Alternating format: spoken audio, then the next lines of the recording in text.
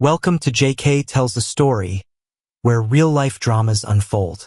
Sit back and enjoy today's tale. Howard and Margaret had spent 40 years together, raising their two children, Victoria and Nathan, and enjoying the rewards of their hard work. Now retired, Howard stayed active by playing golf at the Scottsdale Country Club, despite some heart problems that had slowed him down over the past few years. Margaret, still energetic for her age, focused on maintaining their comfortable home in the Arizona suburb they'd called home for decades. Though their marriage had faced its share of challenges over the years, it had settled into a familiar, predictable routine. However, cracks had started to form beneath the surface. Margaret, once content with their slower lifestyle, began to crave something more. Howard believed they had both adjusted well to the limitations his health placed on them, but Margaret felt otherwise. Her growing dissatisfaction went largely unnoticed by Howard, creating an emotional distance between them that quietly opened the door to something unexpected. One Saturday morning in early July, Howard's regular golf game was canceled due to heavy monsoon rains that swept across the Phoenix Valley. Disappointed, he returned home earlier than usual, not bothering to call ahead and warn Margaret. When he entered through the garage door, he was stunned by what he saw. Margaret stood in the living room wearing a pink silk robe, her hair slightly disheveled. She was standing close to a much younger man Howard had never seen before. At 59, Margaret still maintained an attractive figure, something that clearly hadn't gone unnoticed by this stranger. The intimate proximity between them told Howard everything he needed to know about what had just occurred.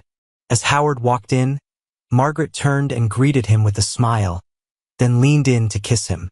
He pulled away sharply. "Are you out of your mind, Margaret?" Howard said, his voice tight with disgust. "I'd rather not know where your mouth's been, though I can guess." Realizing what she'd nearly done, Margaret quickly changed tactics and introduced the young man. "Howard, this is Tyler." "Tyler, my husband Howard." Tyler was about an inch shorter than Howard but had a fit, athletic build that suggested he was likely in his late 20s or early 30s, possibly a former college athlete. His short brown hair and unremarkable features didn't particularly stand out, but he confidently extended his hand and placed it on Howard's shoulder. Howard held back the violent urge rising within him. "Nice to meet you," Tyler said with a smug smile. "Margaret's told me a lot about you. Don't worry, in 25 or 30 years, I'll probably have the same issues you've got." Howard had missed the physical closeness with Margaret, but he'd thought they were doing fine with some adjustments. Tyler's condescending grin irritated him, but Howard kept his composure. "Tyler, get out of my house," Howard said evenly. "If I see you here again, I'll make sure you regret it. I own a gun." Tyler's grin vanished. He quickly grabbed his jacket and left, mumbling something about thinking Howard didn't mind.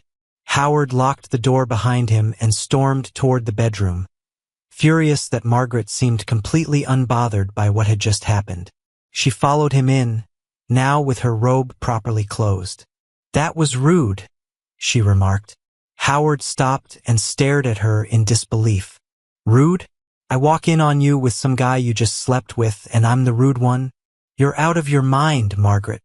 Margaret softened her tone and tried to touch Howard's shoulder, but he pulled away. "I'm sorry, Howard. What we had was nice, but it wasn't enough for me anymore." "You could have told me that," Howard said. "Where did you even find this guy?" "He's a friend of Diane's. When she didn't want him anymore, she gave me his number." "He's just using you for easy sex, Margaret." "Maybe," she said calmly, "but I'm using him too. So what difference does it make?" Howard felt the air leave his lungs. "How long has this been going on?" "A few months. He comes over when you're golfing, we spend time together, and he leaves before you get back. It doesn't affect you. You get your exercise, I get mine." Howard suddenly realized why Saturdays had become bed linen changing days. "I don't care if I'm not here when it happens," Howard said firmly. "I'm done with this. I'll give up golf if I have to." "Howard, be smart. You need your golf. This arrangement works for both of us. Maybe for you, Margaret, but not for me. This was the last time. Howard went to shower and change into something casual. Meanwhile, Margaret dressed and drove to Victoria's house across town, where her daughter lived with her husband Brandon and their 2 teenage daughters. By the time Howard finished his shower, the house was empty, with no note left behind. He assumed Margaret needed some space, which suited him fine since he felt the same way.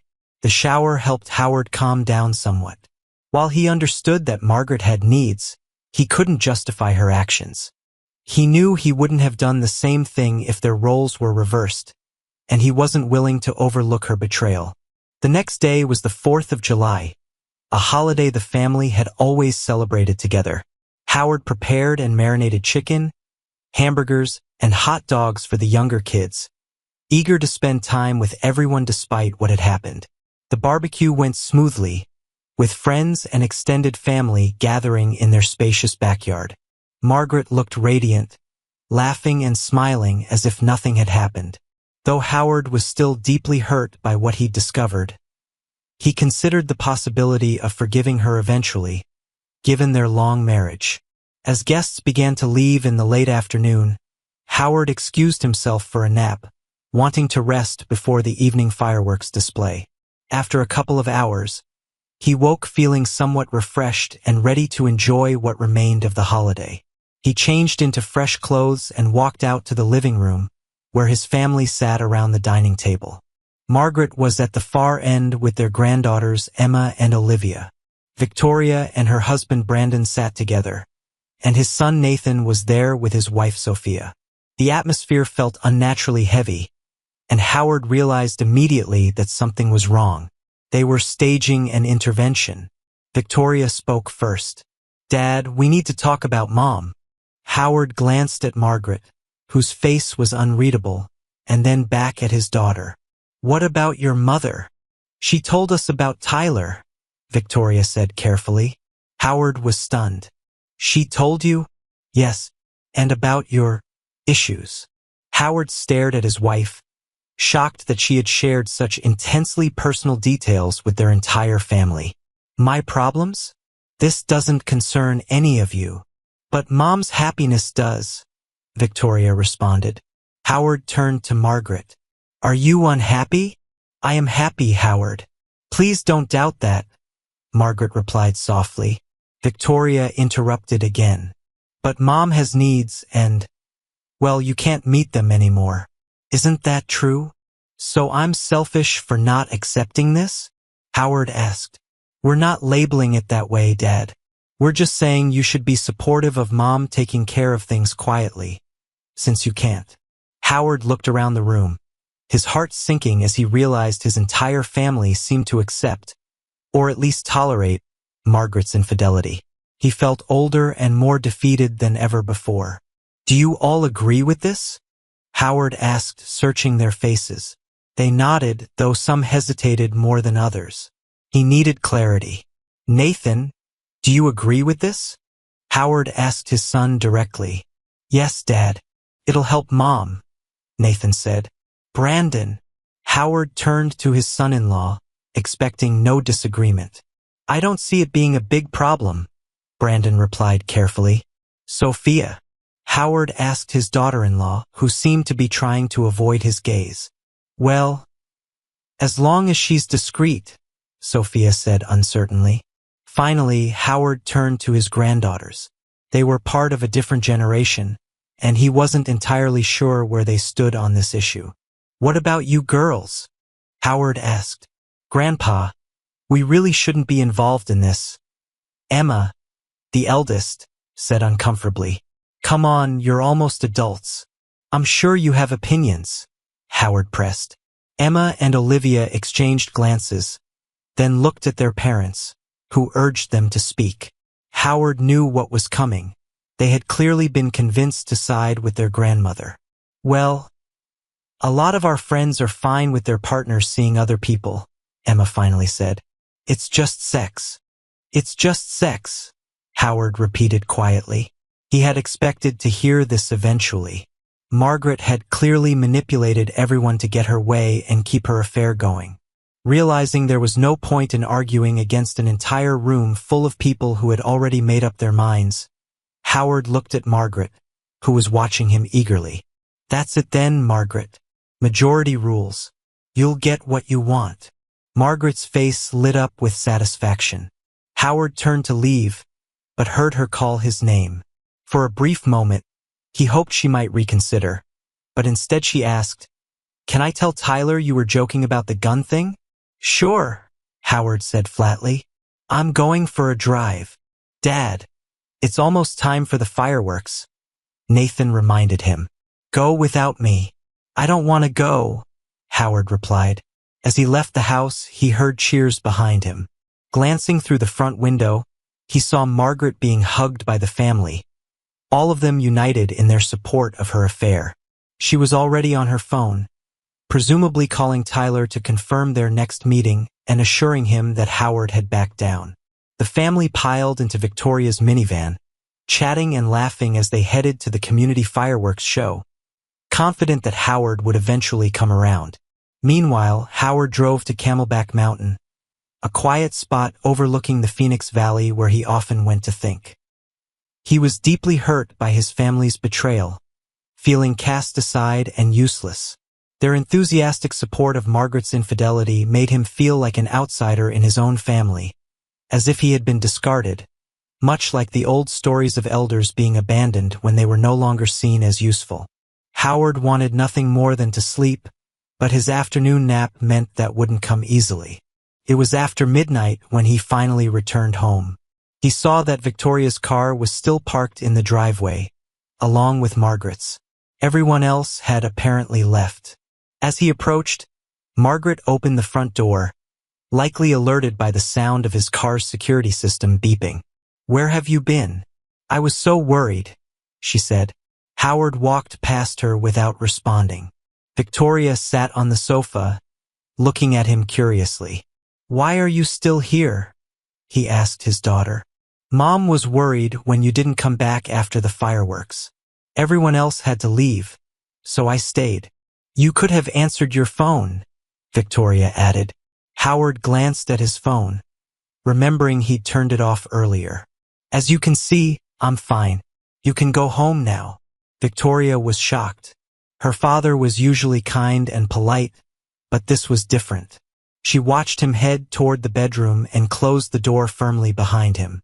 She grabbed her purse, kissed her mother goodbye, and left. By the time Margaret finished tidying up the kitchen, Howard was already in bed, either asleep or pretending to be. The house remained quiet over the following week. Margaret knew Howard wasn't happy with her arrangement, but she believed he would come to terms with it eventually because he loved her. She was confident he would push it aside, as he always had with other disagreements. For Howard, though, it felt like his entire life had crumbled. After decades of being a devoted family man, putting everyone else's needs first, he was now being cast aside by the very people he had prioritized. Margaret's decision to involve the entire family in supporting her affair marked the end of their marriage in his eyes. Their unanimous support of her betrayal shattered any remaining sense of belonging he had felt. Everything he had built over 40 years was slipping away. On the following Saturday, Howard followed his usual routine and drove to the country club to meet his regular golf group, 8 older men who mixed up their foursome weekly. Though Howard tried to focus on the game, he knew exactly what was happening at his house. His performance wasn't the worst he'd ever had, but it was certainly the worst in quite a while. Smiling through the light-hearted jokes and banter felt nearly impossible. Margaret watched Howard leave for golf at 7 in the morning, hoping to show some affection with a goodbye kiss, but he remained cold and distant. Though she hated hurting him, she pushed the uncomfortable thought aside when Tyler arrived around 8:30. She had asked him to park down the street to avoid attracting the neighbor's attention. After he knocked, she let him in. What followed lasted about 2 hours. Afterward, Tyler showered while Margaret stripped the bed and started the laundry. By the time Howard was expected home around 2 o'clock, everything was back in order. When Howard didn't return by 2, Margaret became slightly concerned. By 3 o'clock, she started calling him, but all her calls went straight to voicemail. By 5, with still no word, her worry grew. By 7 that evening, she called Victoria for help. Soon Victoria, Brandon, and their daughters Emma and Olivia were at Margaret's house. Brandon drove to the country club, where he learned that Howard had left hours earlier, right after finishing his round. Victoria called the police, but they couldn't officially file a missing person report yet. With no way to reach any of Howard's golfing friends, the family was left to wait anxiously. Around 11 o'clock that night, Emma saw headlights coming up the driveway. Sensing a confrontation might be coming, she and her sister went upstairs, while Brandon, already half asleep, stayed in Nathan's old room. Only Margaret and Victoria remained in the living room to face Howard. Howard entered the house, unsurprised to see Margaret waiting in the hallway and only mildly surprised to find Victoria still there. He had seen her car outside but had hoped she might give them some privacy. Clearly, she was staying to support her mother. "Where have you been?" Margaret demanded. "I was playing golf," Howard replied calmly. "Not this afternoon, you weren't." Brandon checked at the club. "True. After golf I had lunch at the clubhouse. Then I went to see that new action movie. Not bad. A bit cliched though." "I don't care about the details, Howard," Margaret shot back. "I want to know why you didn't come home and why you ignored your phone." "My phone didn't ring," Howard said, showing her that it was turned off. "And I didn't come home because I didn't want to be here when your friend was over. Everything was cleaned up long before you finished golf," Margaret said, frustrated. "There was no reason for you to stay out all day. As I said, I won't be here at the same time as your friend. It's late. I'm going to bed." Howard walked past Margaret, briefly meeting Victoria's gaze but saying nothing as he went to the bedroom. He expected one of them to follow, but neither did. As he got ready for bed, he overheard voices in the hallway and realized that Victoria's family was spending the night. Great, he thought. By the time Margaret came to bed, Howard was already asleep or pretending to be. She considered waking him to talk, but decided against it. The following weekend passed in much the same way. Margaret neither called nor texted Howard on Saturday morning. She had accepted that he would be gone all day and used the time accordingly. However, as the day wore on, Margaret started feeling uneasy being alone in the house, so she called Victoria, who agreed to come over and keep her company until Howard returned. Brandon and the girls stayed home, but Victoria came to support her mother. Howard arrived home around 11 that night, not particularly surprised to see Victoria's car parked at the curb again. He wondered if another confrontation was brewing. Walking through the door, he was greeted by Margaret's warm smile and a kiss on the cheek, with Victoria smiling in the background. "Why don't you change, honey? Then you can tell me what you've been up to all day," Margaret said softly, almost cheerfully. Howard was confused by her mood. Margaret seemed more relaxed than usual, her spirits obviously high. It didn't take him long to figure out why. She'd clearly had her usual Saturday morning meeting with Tyler, which had left her in good spirits. Sighing, Howard went to the bedroom to change. When he returned to the living room, Victoria was still there, seemingly waiting to speak with him before leaving. She hesitated for a moment, then said, "Dad, I know this is tough for you, but I just want to say how amazing it is that you're showing your love for Mom by letting her do this. It's really helped her." Howard stared at his daughter, shocked. "Letting her? Is that how you see it now?" The weight of Victoria's words sank in.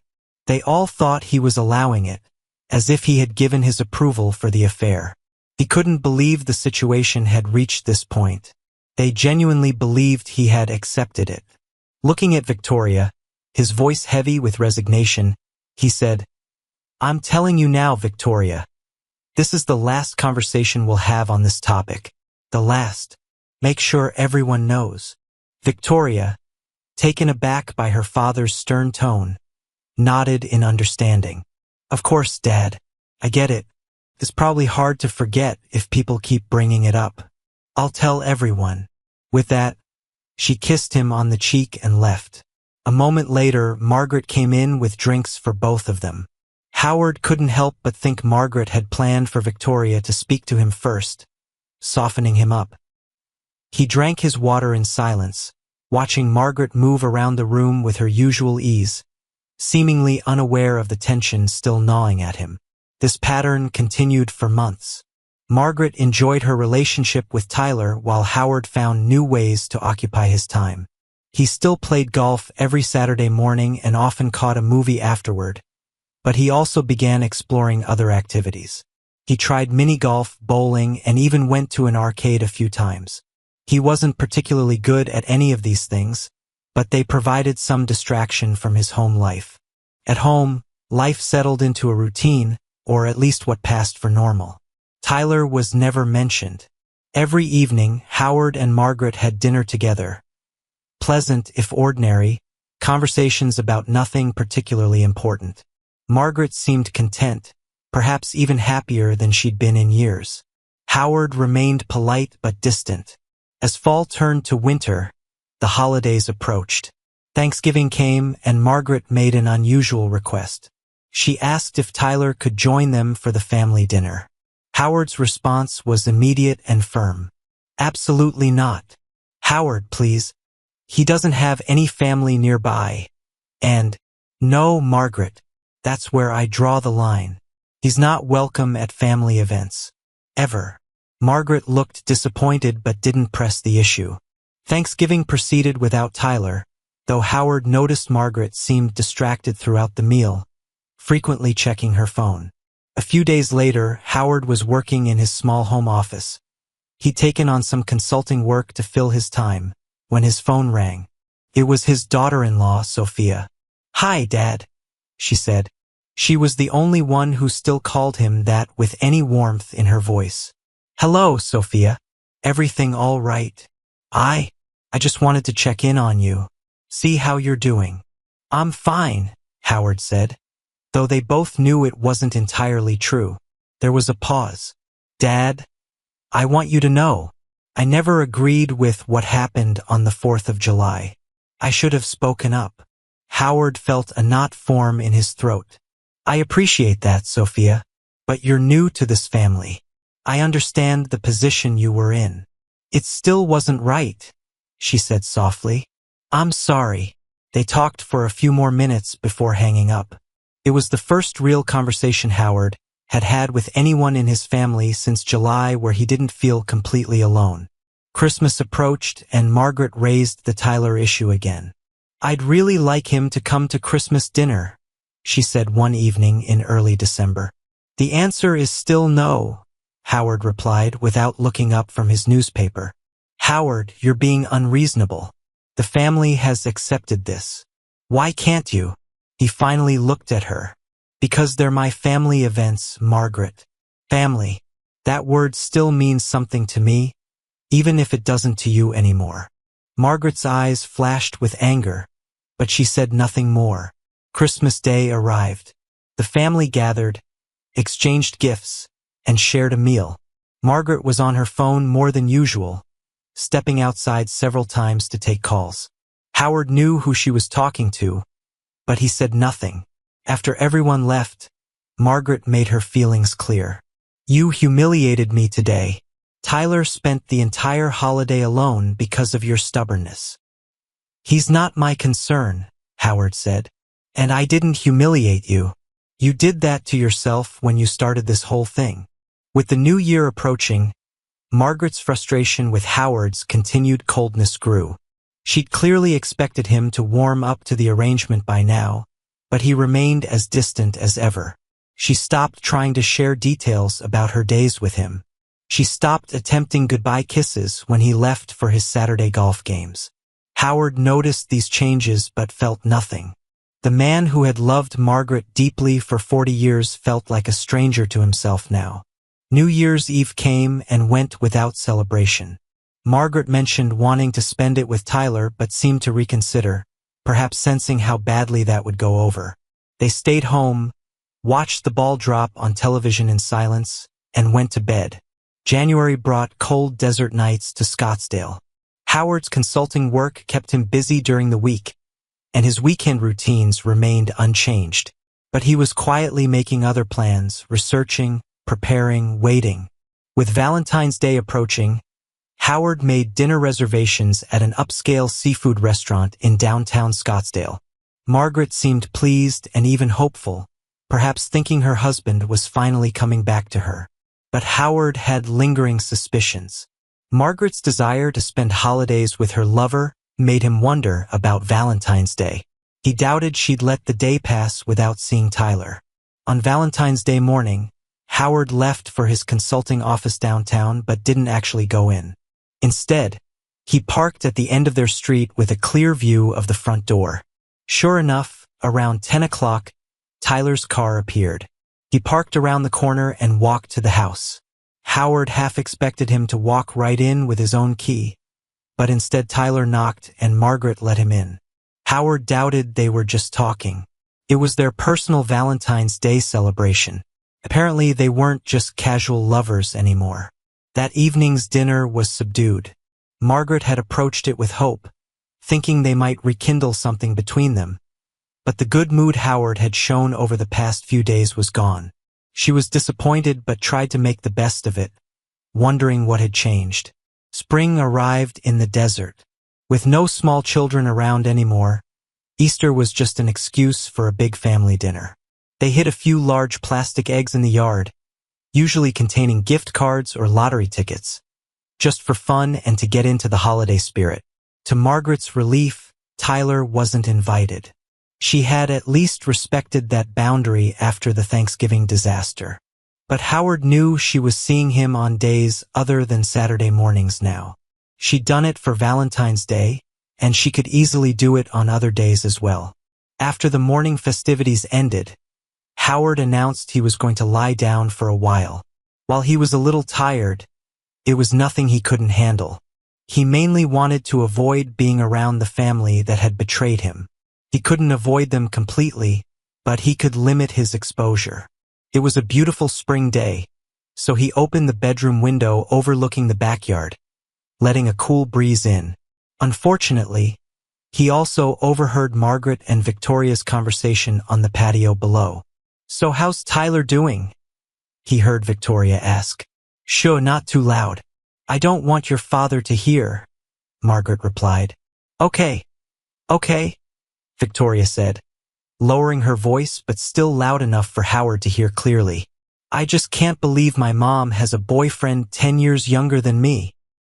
"He's not my boyfriend, Victoria." "Oh, come on, Mom.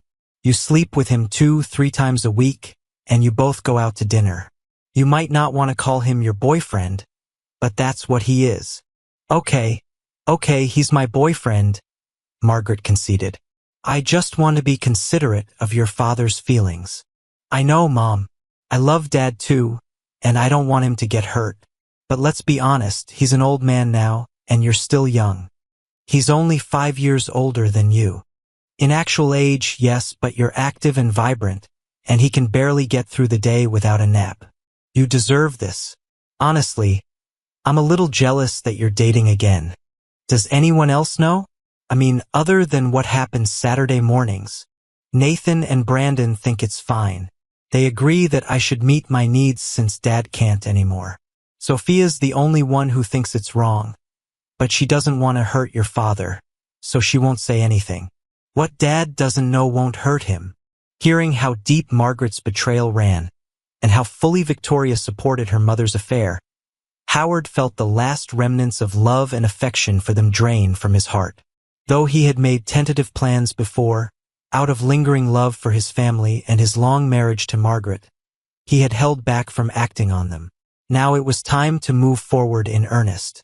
Howard quietly closed the window and lay down on the bed, staring at the ceiling. Over the next few months, his relationships with Margaret and Victoria deteriorated even further. Things weren't much better with Nathan and Brandon, but he tried to improve his connection with Sophia and his granddaughters, believing they were too young to fully understand what they'd supported. Mother's Day arrived with its own traditions. For years, The family had celebrated with brunch at an upscale French-themed restaurant in Phoenix. Excellent food and service with prices to match. When the kids were younger, Howard used to take the family out to celebrate Margaret. As the kids grew up and started working, they took over the tradition, doing the same for Father's Day.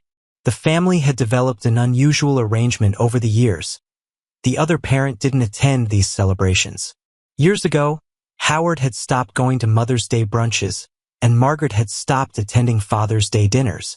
The kids celebrated with each parent separately, and Howard had always been fine with that arrangement. Until this year, he had a feeling, based on recent events, that something wasn't right. So instead of spending his usual free Mother's Day reading and relaxing, Howard dressed and headed to the restaurant. Margaret had left about 30 minutes earlier, so he knew she'd already be there. He didn't plan on participating or even letting anyone know he was there. In fact, he doubted he'd even have to get out of his car. He drove around the parking lot, easily spotting Victoria and Brandon's SUV, then Margaret's sedan, followed by Nathan and Sophia's car. Howard began to hope he was wrong about his suspicions. But then he saw what he had feared. Tucked away in a corner parking spot was Tyler's car. Howard had seen it enough times over the past year to recognize the license plate immediately. His wife, or maybe his daughter, had invited her lover to a family event, fully knowing Howard wouldn't be there. Despite all that had happened, and despite his fading love for Margaret, this new betrayal filled him with a rage he hadn't felt since that first day back in July. Any remaining plans to temper his actions vanished. Howard drove directly to the local golf course. He went through several buckets of balls at the driving range, losing count by the end. He was exhausted afterward, and his shots weren't particularly far or accurate, but he felt better. He drove home ready for a nap. They considered him useless, thinking he couldn't get through a day without rest. He'd let them continue to think that. Margaret greeted him when he walked in through the garage. He wondered if she'd planned a private celebration with Tyler later, though he no longer cared. Still hurt, but it wasn't worth worrying about anymore. As he walked through the door, he wondered if she would admit to inviting Tyler if given the chance. "How was Mother's Day with your family?" Howard asked, putting slight emphasis on the word family. "It was wonderful, Howard. Thanks for asking.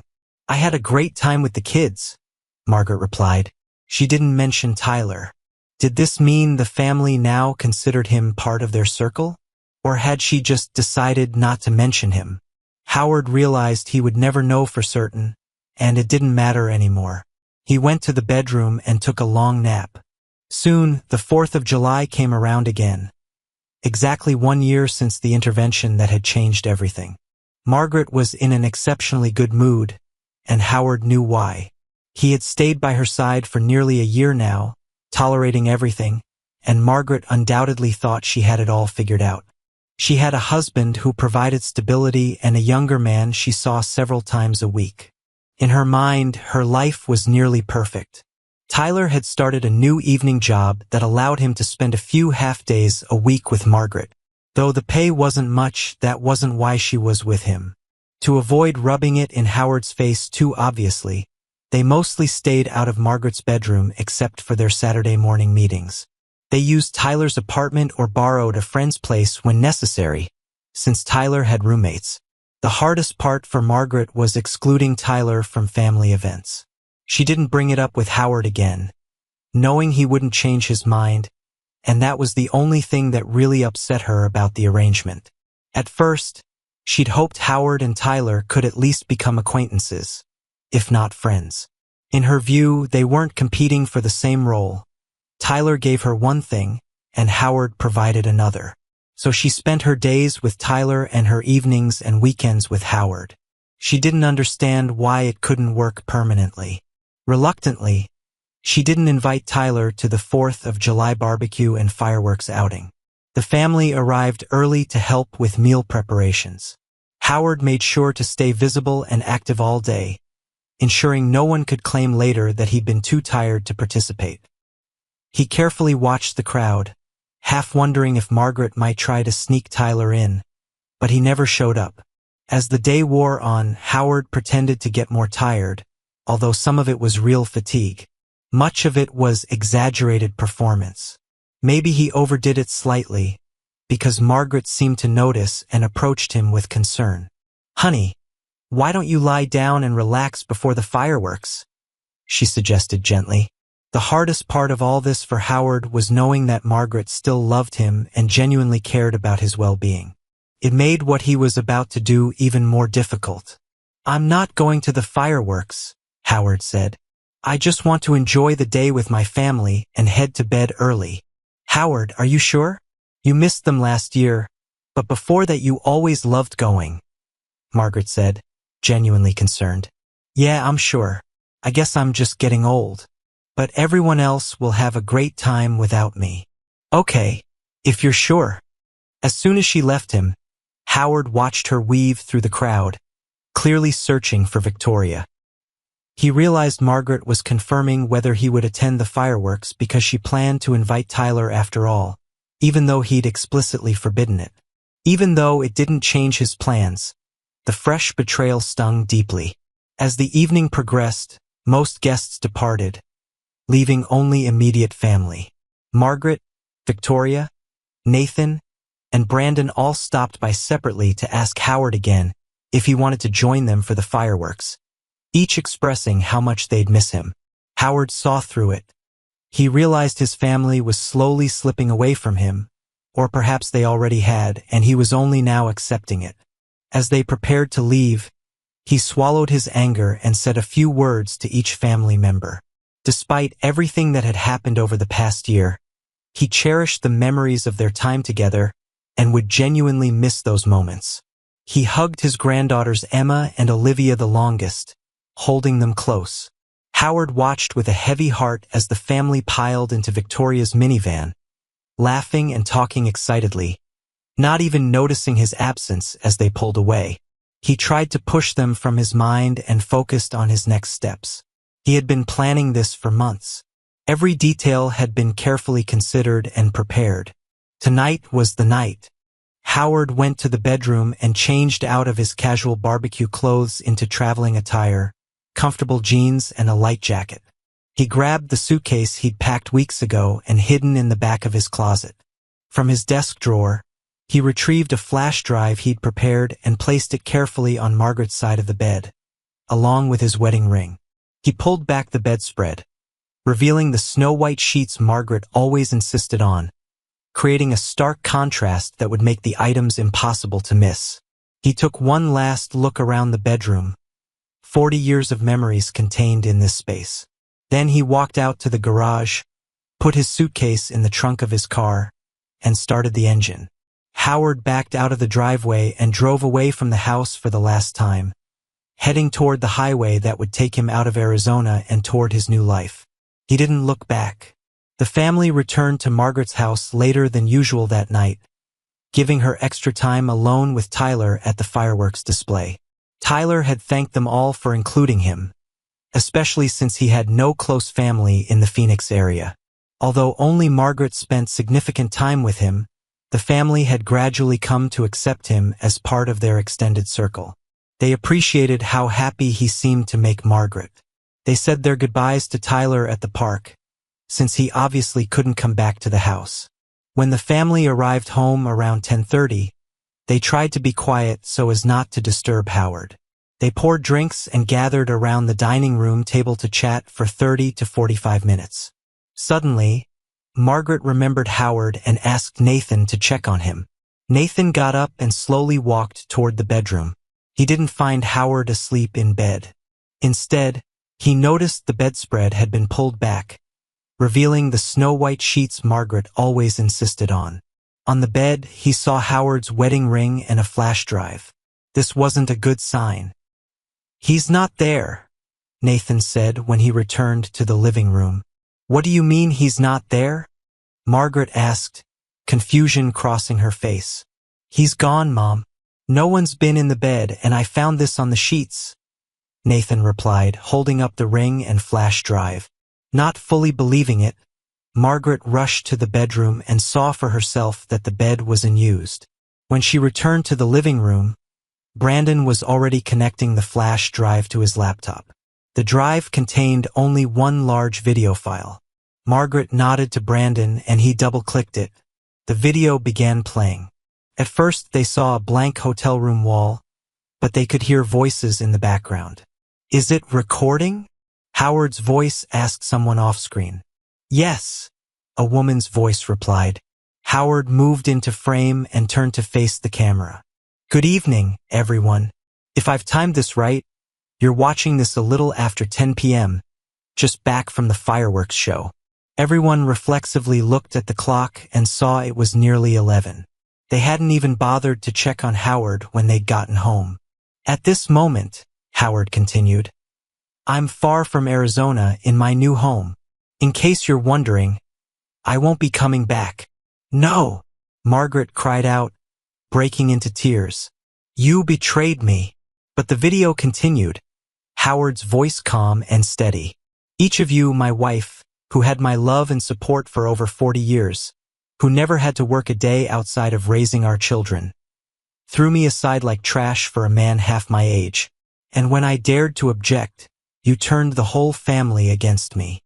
Howard paused, his expression hardening. "I thought 40 years of loyalty, dedication, faithfulness, and support would mean something to you, Margaret. I deserved better. Your desires, and let's be honest, they were wants, not needs, should have taken a backseat to my feelings. Doing this behind my back was bad enough, but forcing the family to side with you was even worse. That day last July felt like 7 knives being stabbed into my heart." He looked directly at the camera.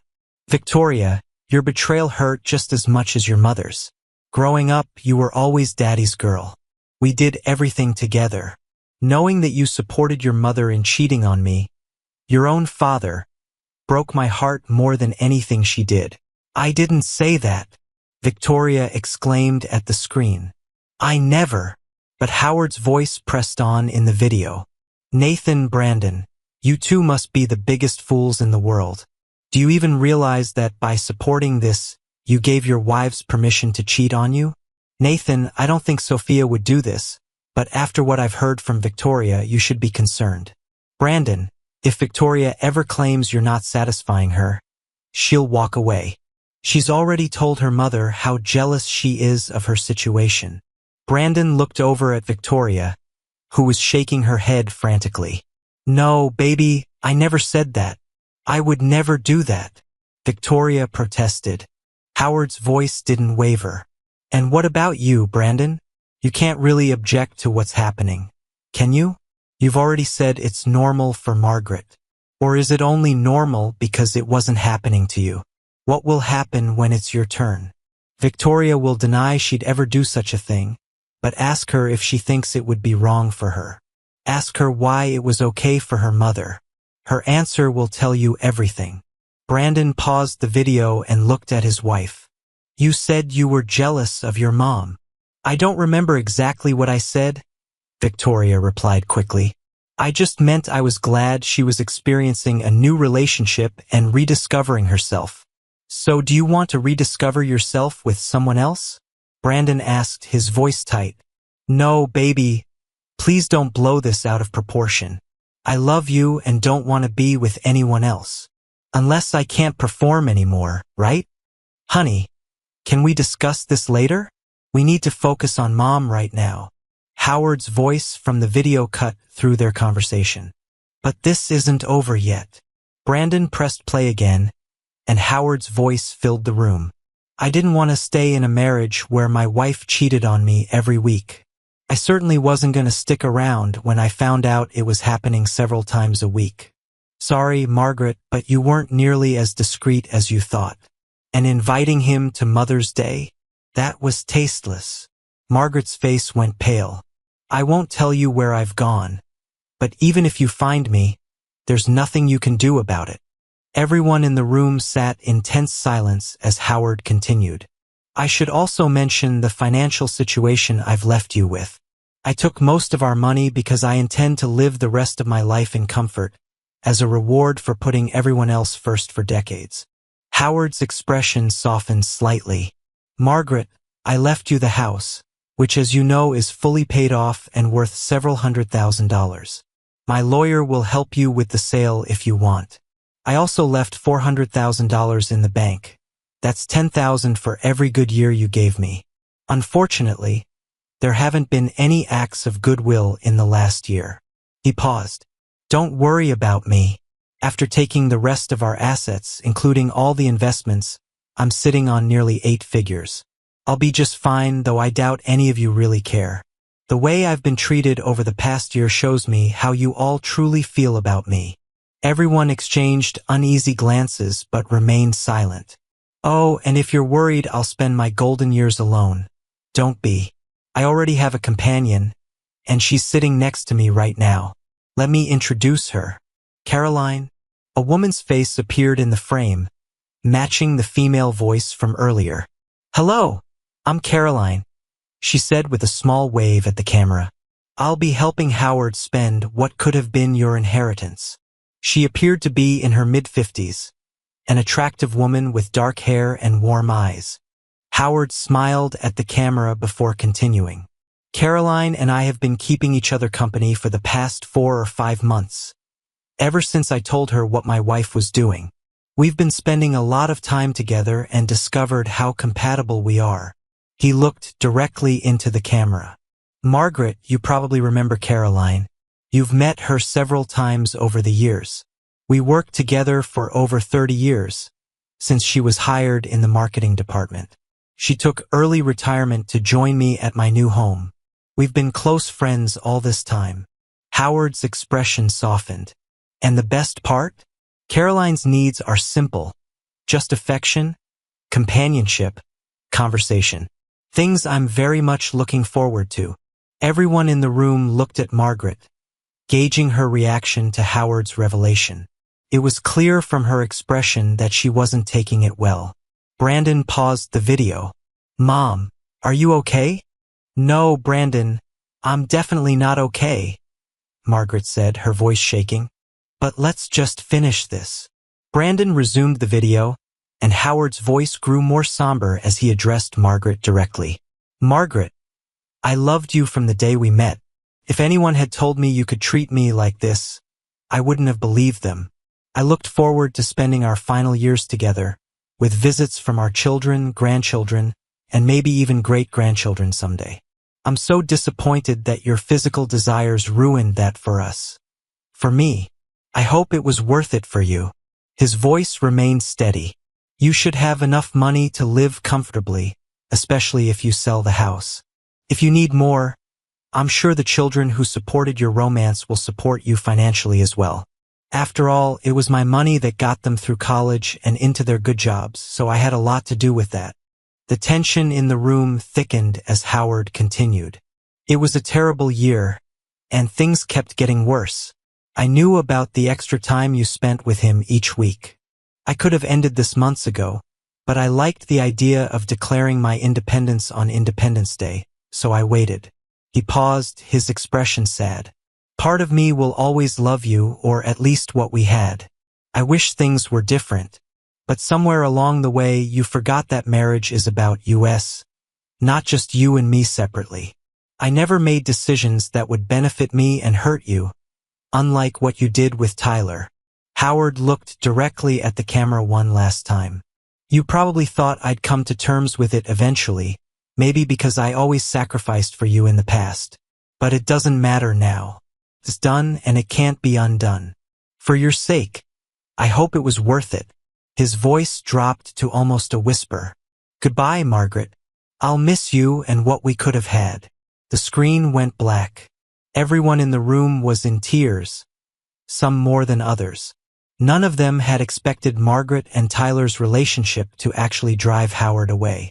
In the past, Howard had always conceded to Margaret's wishes, and they'd assumed this time would be no different. Deep down, no one had believed Howard had the strength to do anything but eventually accept it. Tired and emotionally shaken, they all decided to stay overnight at Margaret's house to support her. 3 weeks later, Sophia was at home one evening when her phone rang. She usually only received calls from Nathan or the occasional telemarketer. The number was blocked, which struck her as odd, but she decided to answer anyway. "Hello," Sophia answered cautiously. "Sophia, it's Howard," came the familiar voice on the other end. "Oh God, Howard, how are you? Where are you?" Sophia asked, concern clear in her voice. "I'm fine, Sophia. Really, I am. But I can't tell you where I am right now. How are you?" "I'm okay," Sophia replied, though her voice wavered. "It's been almost 3 weeks since you left." "Yes, time flies," Howard said quietly. "You know, Dad, I owe you an apology," Sophia continued, her voice wavering slightly. "I should have spoken up when everyone confronted you last year. It was wrong, but I was new to the family and scared. I had a feeling," Howard said gently, "but honestly, it wouldn't have changed anything. Margaret and Victoria were determined to push through with it regardless. You're forgiven." "Thank you, Dad. That means so much, especially because, well, I want both grandfathers in my baby's life. Will you be part of it?" There was a pause. "We'll see. I'm not coming back to Arizona, but maybe we can work something out. I'd love to see you and the baby."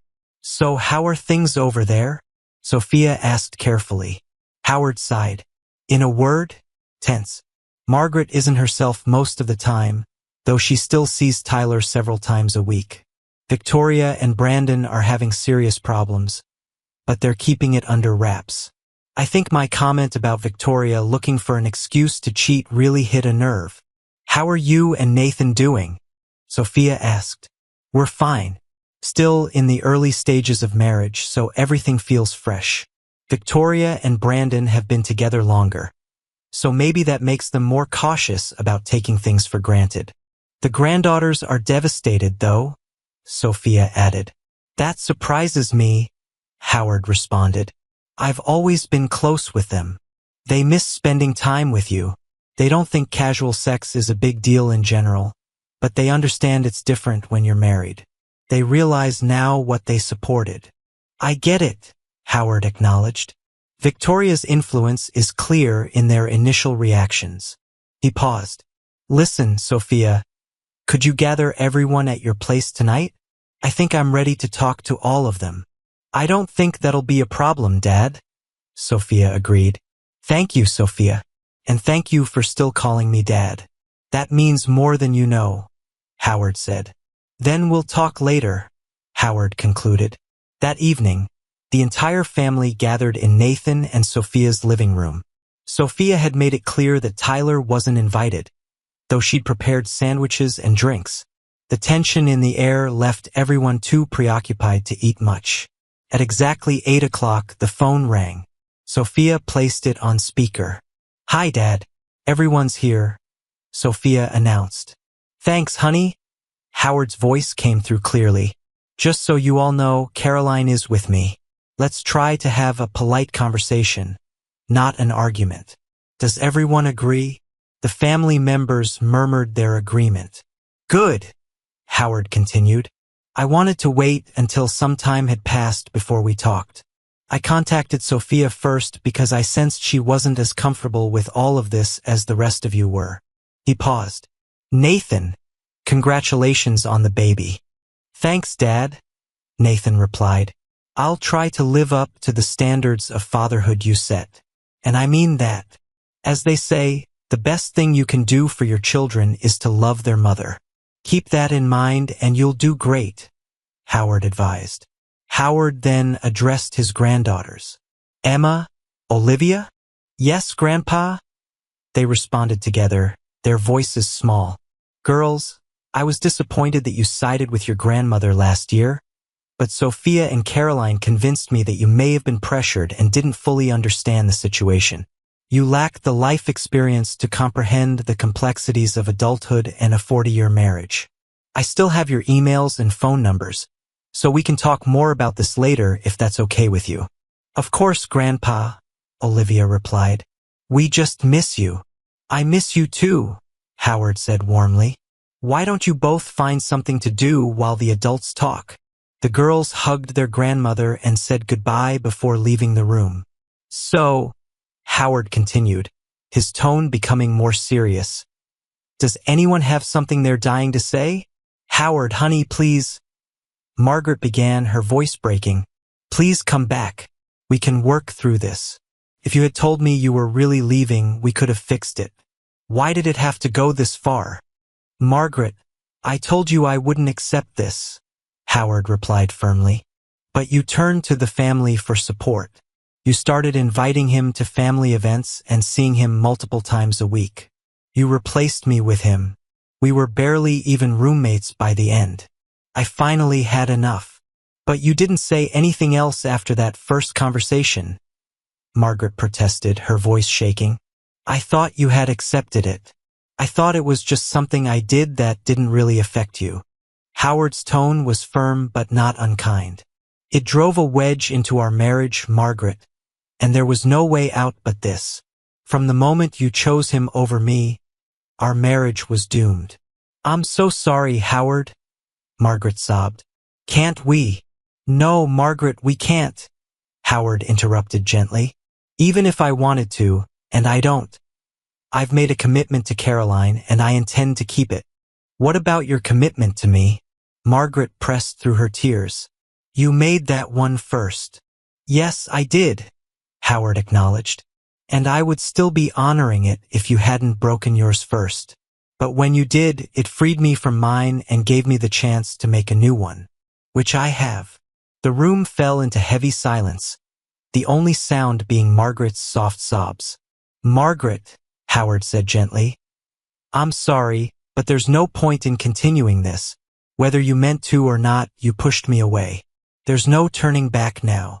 Without another word, Margaret stood and quietly left the room, heading toward Victoria and Brandon's old bedroom.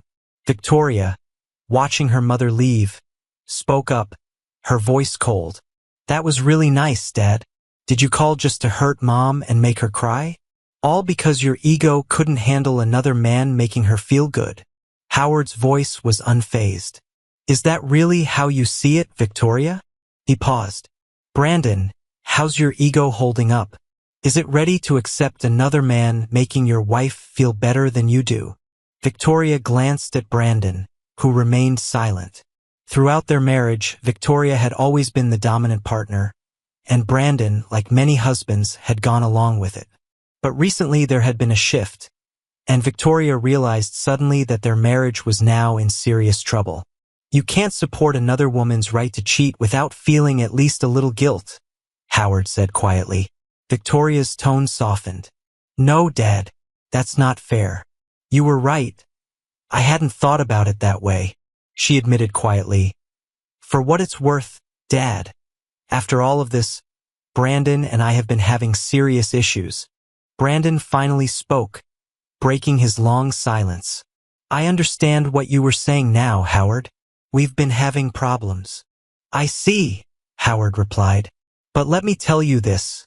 Fight for your marriage before it's too late. You two love each other, but you've started taking that for granted.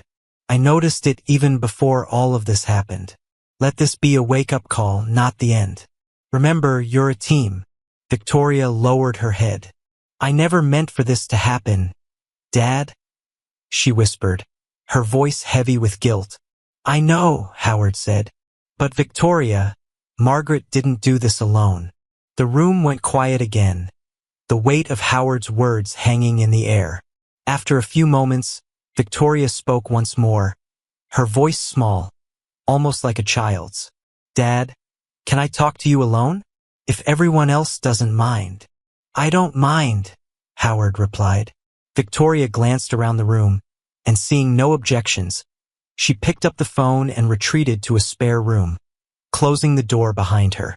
Dad, I'm scared, Victoria confessed once they were alone. Brandon is talking about divorce or at least counseling. What should I do? You can fix this, Victoria, Howard said calmly. Here's what you need to do.